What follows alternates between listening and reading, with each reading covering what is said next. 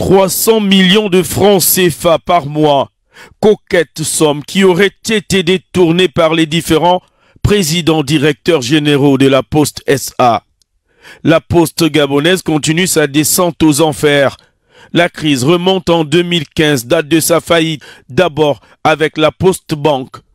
Au début de l'effondrement, l'établissement comptait 400 000 clients en 2016 pour 200 millions de recettes et des charges mensuelles, estimées à 1,2 milliard. La structure au bord du gouffre, devenant insolvable, décidait de geler les comptes des épargnants. Nombreux sont même passés de vie à trépas, laissant derrière eux le fruit d'un dur labeur. Les promesses de remboursement à ce jour sont restées lettres mortes. À côté, la Poste SA mise sous oxygène. Une autre paire de manches pour les autorités du pays qui la maintiennent en vie, bon gré mal gré. Un gouffre à sous les feux de projecteurs ces derniers jours du fait d'un scandale financier qui a dû contraindre la ministre de tutelle à suspendre tout le directoire de leurs fonctions.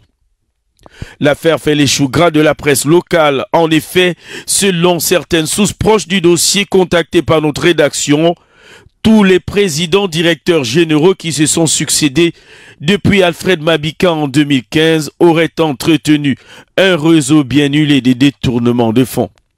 De 2015 à ce jour, l'enveloppe décaissée par le Trésor public pour la charge salariale n'aurait pas changé d'un iota, 600 millions de francs CFA au moins. Tandis qu'avec les départs volontaires en cascade et les décès, la masse salariale a considérablement chuté pour se situer à 300 millions de francs CFA au mois, soit un gap de 300 millions de francs CFA destinés à des fins personnelles. 90 jours pour le voleur, un jour pour le propriétaire, dit l'adage. Celui qui aurait mis le coup de pied dans la fourmilière serait cet homme, directeur général adjoint, mécontent de son traitement. Le président directeur général aurait revu à la baisse son salaire au motif de récession financière, ne sachant pas qu'il venait là d'enfourcher le tigre. Une baisse de 3 millions de francs CFA sur les 7 millions qu'il percevait.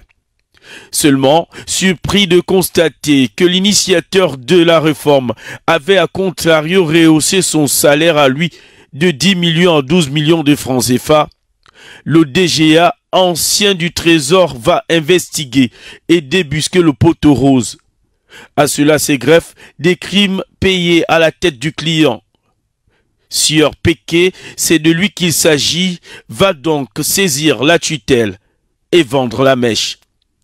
Gros scandale financier qui probablement surprendra le personnel à qui on brandissait des difficultés financières lors des différents saxifrages pour l'amélioration de leurs conditions de vie et de travail.